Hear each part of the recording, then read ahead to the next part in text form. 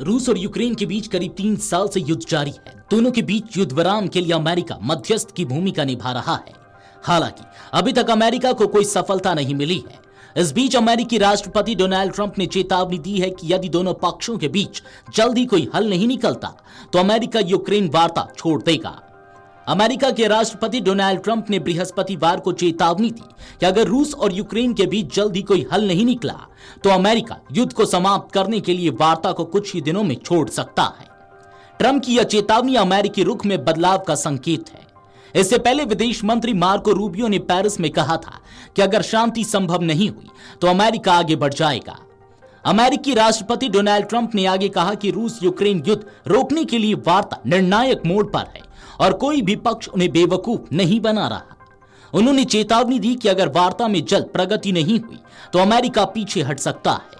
America की ये टिप्पणी ऐसे समय पर आई है जब विदेश मंत्री मार्को रूबियो ने चेतावनी दी कि अगर आने वाले कुछ दिनों में शांति वार्ता में कोई प्रगति नहीं होती है तो अमेरिका यूक्रेन रूस समझौते की कोशिशों से पीछे हट सकता है।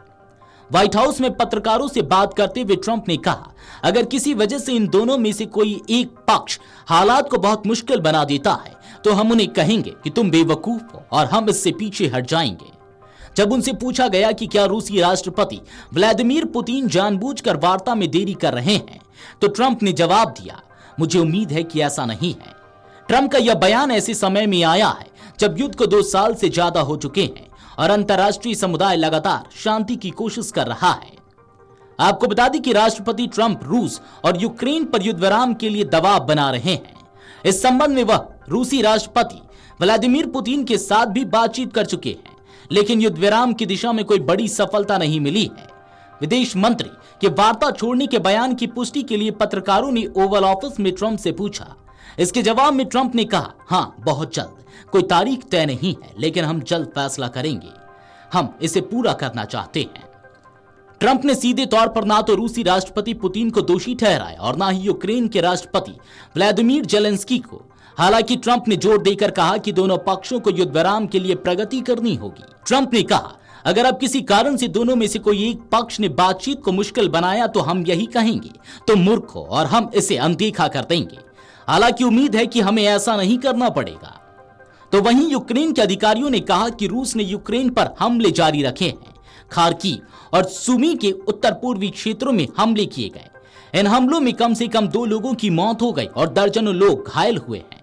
वहीं क्रेमलिन के प्रवक्ता दमित्री पेस्कोव ने कहा कि ट्रंप ने रूस से जो कुछ वादे किए थे उनमें से एक यूक्रेनी ऊर्जा बुनियादी ढांचे पर हमला करने पर अस्थायी रोक शुक्रवार को समाप्त हो गई। इस बीच यूक्रेन के राष्ट्रपति जेलेंस्की ने देश पर हुए नवीनतम हमलों की निंदा की।